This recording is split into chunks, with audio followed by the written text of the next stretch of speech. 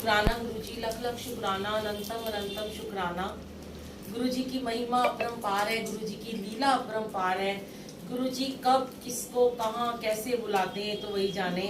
और देखिए अभी अभी का ही सत्संग हो गया कि आंटी की अभी मैरिज एनिवर्सरी थी, प्रीति आंटी की।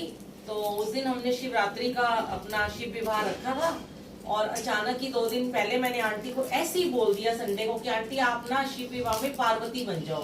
मुझे नहीं पता था कि इनकी एनिवर्सरी है। तो इन्होंने कहा अरे मेरी तो उस दिन मैरिज एनिवर्सरी है। गुरुजी ने इनको ब्लेस किया, भावना आंटी को शिव जी बना के और इनको पार्वती जी बना के, और दोनों सहेलियों का प्यार और ज्यादा मजबूत कर दिया। अब पता नहीं प्यार है कि लड़ाई झगड़ा है हमें नहीं पता, पर मोहब्बत हो गई है दोनों को। और देखिए आंटी ने सत्संग रखा हुआ था तो बहुत दिनों से इनका चल रहा था, इफ एंड बट चलते थे कि आज डेट चेंज हो रही है, ये हो रहा है वो हो रहा है। और अभी जब सब सत्संग में बैठे हैं बहुत पॉजिटिविटी है इनके घर में। मैं तो जब से आई हूँ मुझे बहुत पॉजिटिव ऑरा दिखाई दे रहा है, इतनी सफाई और एकदम इतना सुंदर इन्होंने अच्छे से मैनेज सब कर रखा था। तो गुरुजी को ये चीजें बहुत पसंद होती हैं। और जहाँ पे पॉजिटिविटी होती है ना संगत जी, मैं आपको बताऊं वहाँ गुरु किसी ना किसी रूप में जरूर दर्शन देते हैं। और देखिए अभी अभी का क्या सत्संग हुआ कि जब एंड मंत्र जाप चलने लगा उससे 5 मिनट पहले कि बाहर ना ढोल वाले 2 खड़े हो गए गेट के बाहर आके। तो कहने लगे, उनको लगा यहाँ पे पता नहीं कोई फंक्शन चल रहा है कि हमारा आज हमसे ढोल बजवा लो। तो आंटी ने मुझे बोला तो मैं बाहर गई, मैंने उनसे पहले कंफर्म किया कि तुम्हें किसी ने बुलाया है। उन्होंने कहा नहीं। तो हमने कहा चलो ठीक है आप आओ और अंदर आके आप पहले प्रसाद खाओ, मत्था टेको।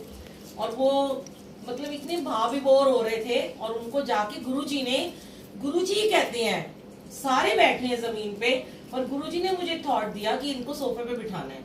और गुरुजी ने उनको सोफे पे बिठा के चाय प्रसाद दिया और वो एकदम गदगद हो रहे हैं और इतनी दुआएं दे रहे हैं, क्योंकि कहते हैं गुरुजी कोई राजे महाराजे के रूप में नहीं आते हैं। कभी गुरुजी किसी ड्राइवर के रूप में आ जाते हैं, कभी किसी मेड के रूप में आ जाते हैं। और देखो तो आज तो ढोली के रूप में आ गए हैं। क्या पता वो कौन सी उसको ब्लेस करना चाहते हैं, वो कहाँ जा रहा था उसे पता भी नहीं गुरुजी कौन है, गुरुजी की संगत क्या होती है, गुरुजी का सत्संग क्या होता है, और उसको यहाँ बुला दिया। और गुरुजी ने आंटी को और ज्यादा ब्लेस कर दिया कि तुम्हारी मैरिज एनिवर्सरी का ढोल भी बजेगा। ये देखिए कितनी लीला, कितनी कृपा। और वो कह रहा है मुझे कुछ भी चाहे मत देना, जो आपकी श्रद्धा हो वो दे देना। देखो हम ढोल वाले को बुलाते हैं जब गुरुजी आते हैं, 500-1000 रुपए देके बुलाते हैं, और वो बिन बुलाया चला आया।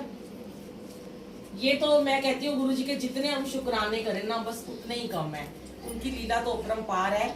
और जब गुरुजी आते हैं, गुरुजी तो वैसे हमारे घर हमेशा ही रहते हैं क्योंकि हमारे दिल में रहते हैं वो, पर जब स्पेशली हम उन्हें इनवाइट करते हैं, जैसे इन्होंने फैमिली वालों ने आपको इनवाइट किया, संगत को जब इनवाइट किया जाता है, तो रोज मिलते होंगे, पर सत्संग में जब इनवाइट करते हैं तो आप एक खास मेहमान हो जाते हो। तो ऐसे ही गुरुजी हमारे खास मेहमान बन जाते हैं। उस दिन के लिए स्पेशल उनको हम इनवाइट करते हैं, तभी तो उनके लिए चोला लगाते हैं और लंगर प्रसाद बनाते हैं, फूल लगाते हैं। ये नहीं है कि हम लंगर प्रसाद रोज घर में नहीं खाते, पर स्पेशली बनता है। और क्या कहते हैं सारी संगत के लिए भी बनता है, क्योंकि गुरु जी जब उसे भोग लगाते हैं तो वो मेडिसिन तैयार करते हैं। आपको पता है उनके लंगर प्रसाद में दवाई है बनी हुई, जो कि वो यहाँ रख के उसे ब्लेस कर देते हैं। चाहे वो चाय प्रसाद है, चाहे वो कड़ाह प्रसाद है, चाहे वो लंगर प्रसाद है, वो उनकी मर्जी है। और आज तो गुरुजी ने बहुत बहुत बहुत परीक्षा भी लिया है कि वैसे ही बहुत दिनों से तबीयत खराब थी और 2 दिन से भी ठीक हो गई थी, और आज फिर बहुत तबीयत खराब हो गई। और सुबह से इतना हेडेक था, 3-4 दवाइयां खा ली, मुझे लगता है मैंने ज्यादा ही खा ली थी। तो जब मैं यहाँ पे आई, जब ये सारा दरबार लग गया, जब सारी संगत जैसे गुरुजी आते हैं, वेलकम बैंड हुआ, मुझे नहीं पता, मेरे को उस समय एकदम मेरी पसीने की तरेलियां छूट गई। मेरे को लगा कि मेरे को कुछ हो गया है, तो मैंने शो नहीं किया और पूरा मैं ठंडा मेरा पूरा बदन हो गया। तो मैंने थोड़ी देर बाद इनके बेटे को बोला मुझे बीपी की जरा मशीन दे दो, चेक करूं, मुझे लग रहा है मेरे को कुछ हो रहा है। बहुत एसी चल रहे थे पर मैं पूरी पसीना पसीना हो गई थी। फिर मैंने जाके बिस्किट खाया और बीपी चेक किया तो बीपी हाई था। और गुरुजी ने फिर कहा कि मतलब वो परीक्षा लेते हैं, क्योंकि आज सुबह ही गुरुजी ने, जब मैं अमृत वेले के बाद सोई थी, एक मन में थॉट डाला था कि पूजा आंटी और काजल आंटी रोज सेवा करती हैं, आज ये बैठेंगी सत्संग सुनेंगी और आज मैं किचन में रहूंगी। जबकि मैं रोज बैठी रहती हूँ। दरबार लगाने के बाद मेरी ये सेवा होती है और भावना आंटी और उनके बच्चे सेवा करेंगे और यश करेगा। पर बच्चों ने शरारत करी है कि तीनों बहुत लेट आए हैं, इनको पनिशमेंट दूंगी मैं। एक बार दे चुकी हूँ ज्यादा सारा कड़ा प्रसाद खिला के उसको, जो खाती नहीं है। और अब ये सेवा करेंगे लंगर प्रसाद की। तो आज उनको बिठा के फिर मुझे किचन में खड़ा करा गुरुजी ने पूरा टाइम। मुझे पता था कि मैं जब खड़ी हो जाऊंगी तो मेरी बॉडी की क्लीनिंग करेंगे और धीरे धीरे मेरा अपने आप ही मेरा सर दर्द ठीक होता चला गया जैसे जैसे मैं सेवा करती रही।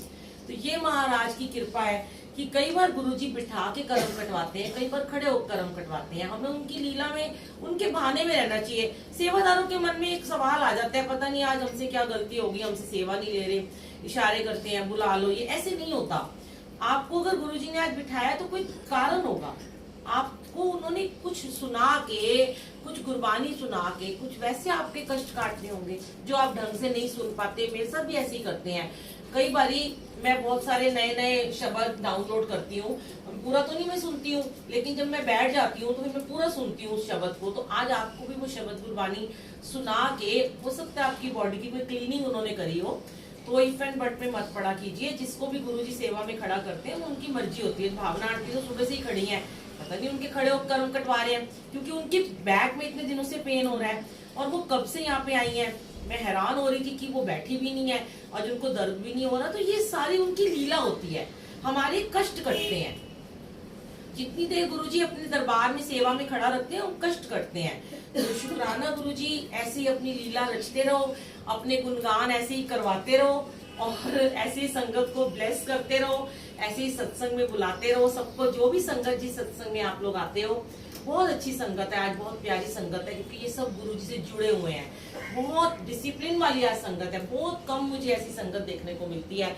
लख लख शुक्राना गुरुजी का कि आज मुझे एक बार भी नहीं बोलना पड़ा कि फोन का यूज मत करो। बहुत अच्छा लगा, मुझे तो लगा ही, पर मेरे गुरुजी को सबसे ज्यादा अच्छा लगा, क्योंकि गुरुजी को अपनी ओबीडियंट संगत बहुत पसंद होती है, जो उनका कहना मानती है, जो उनके बहाने में रहती है, जो बातें नहीं करते, जो अपना ध्यान सिर्फ परमात्मा के साथ लगाते हैं कि उन्हें पता है कि ये टाइम दोबारा नहीं आएगा हमारे जीवन में।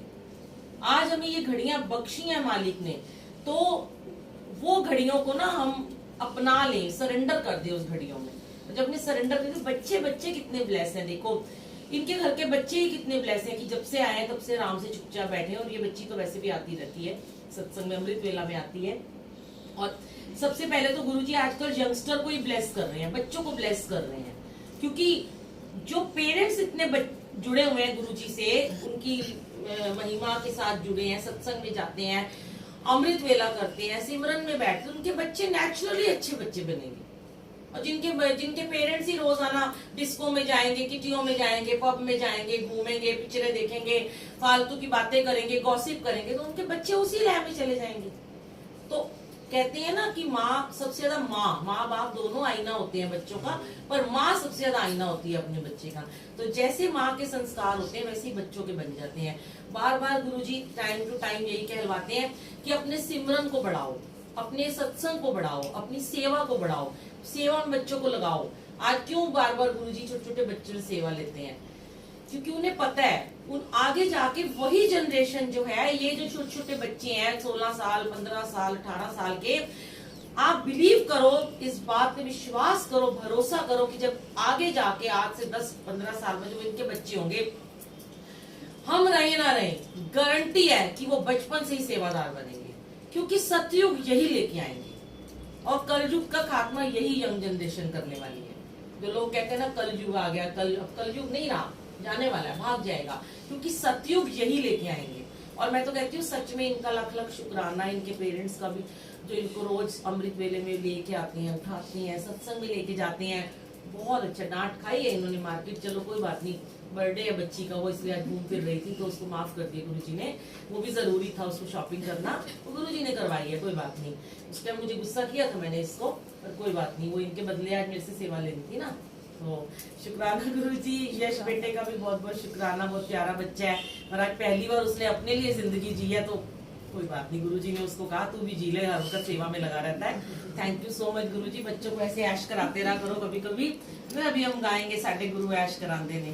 तो थैंक यू सो मच, शुक्राना गुरुजी, लख लख शुक्राना, अनंतम शुक्राना। अभी हम थोड़ा सा एक